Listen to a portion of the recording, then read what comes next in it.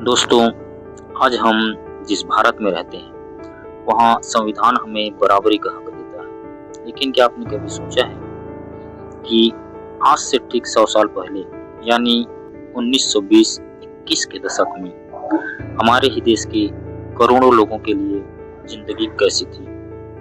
आज हम बात करेंगे डॉक्टर बाबा साहेब अम्बेडकर की पुस्तक राइटिंग एन स्पीच वॉल्यूम 4 में दर्ज उन कड़वी सच्चाइयों की जिन्हें बाबा साहब ने साइमन कमीशन के सामने गवाही के तौर पर रखा था। ये कहानी नहीं, ये वो दस्तावेज हैं जो चीख चीख कर उस दौर के जुल्मों की दास्तां सुनाते हैं। आज हम ऐसी 5 घटनाओं का जिक्र करेंगे जिन्हें सुनकर आपके रोंगटे खड़े हो जाएंगे। पहली घटना, मौत की दहलीज भेदभाव। पहली घटना, काठियावाड़ के एक गांव।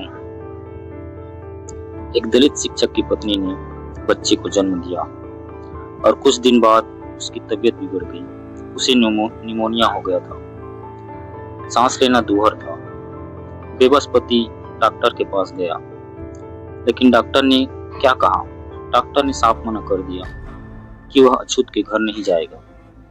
बहुत मिन्नतें करने के बाद वह इस शर्त पर तैयार हुआ कि मरीज को घर से बाहर सड़क पर लाया जाए।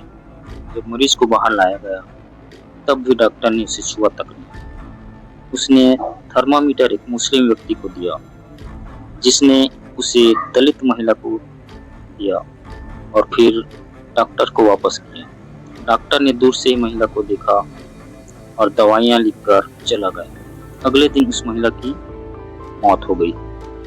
सोचिए, एक इंसान की जान से बढ़कर एक झूठी मर्यादा और छुआछूत बोली थी। बाबा साहब ने इस घटना को मानव का मानव के साथ अमानवीय व्यवहार बताया था। दूसरी घटना, अदालत की खिड़की के बाहर खड़ा इंसाफ। दूसरी घटना हमें खानदेश के एक न्यायालय में ले जाती है। बाबा साहब खुद वहां एक दलित मुवक्किल का केस लड़ रहे थे, लेकिन अजूबा देखिए, जिस व्यक्ति का केस अदालत के अंदर चल रहा था वह व्यक्ति खुद अदालत के अंदर घुसने की हिम्मत नहीं जुटा पा रहा था। वह व्यक्ति अदालत की खिड़की के पीछे दीवार से सटकर बाहर खड़ा रहा। जब बाबा साहब ने उससे पूछा कि वह अंदर क्यों नहीं आता, तो उसने कहा, साहब, आप तो केस लड़कर चले जाएंगे, लेकिन अगर मैं अंदर आया तो पूरा गांव मेरा सामाजिक बहिष्कार कर देगा। उसे डर था कि गांव वाले उसे खाना पानी देना बंद कर देंगे। यह था उस समय के कानून और समाज के बीच का खौफनाक अंतर। तीसरी घटना, महाड़ का वो खूनी संघर्ष है। मार्च 1927, महाड़ सत्याग्रह। बाबा साहब और हजारों दलित पानी के अधिकार के लिए चौदार तालाब पहुंचे और वहां पानी पिया।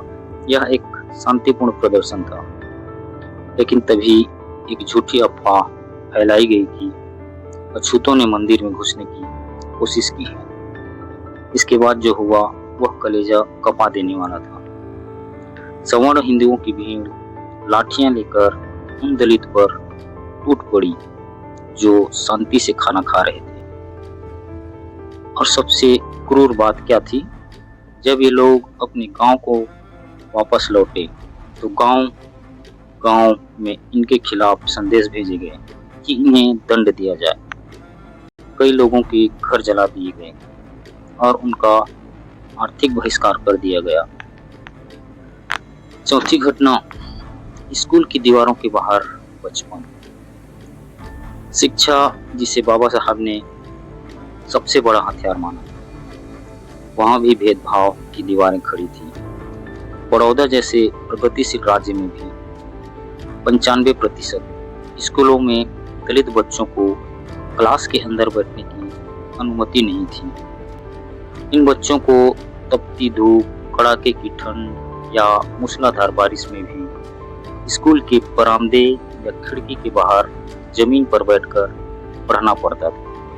सवर्ण शिक्षक इन बच्चों को हाथ तक नहीं लगाते थे। और कई बार तो इन मासूमों से स्कूल में गोबर और कूड़ा उठवाया जाता था। क्या आप सोच सकते हैं कि उस छोटे से बच्चे के मन में क्या बीतती होगी, जिसे सिर्फ उसकी जाति के कारण शिक्षा के मंदिर से बाहर रखा गया।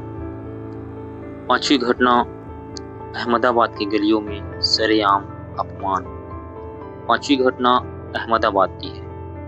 बापूराव और उनके भाई जो महार जाति के थे, उन्होंने सालों तक अपनी जाति छिपाकर चौवानों के बीच जीवन बिताया था। लेकिन जब उनकी जाति का सच सामने आया तो समाज ने उन्हें जो सजा दी वह अकल्पनीय थी। उन भाइयों को पकड़ लिया गया, उनकी मूछें और भौहें मोड़ दी गई, उनके चेहरे पर कालिक और तेल पोंछ दिया गया और गले में पुराने जूतों की माला पहनाई गई। उन्हें पूरा गांव ढोल नगाड़ों के साथ घुमाया गया ताकि उनका सरेआम अपमान हो सके। उनका गुनाह सिर्फ इतना था कि उन्होंने समाज में बराबरी से रहने की कोशिश की थी।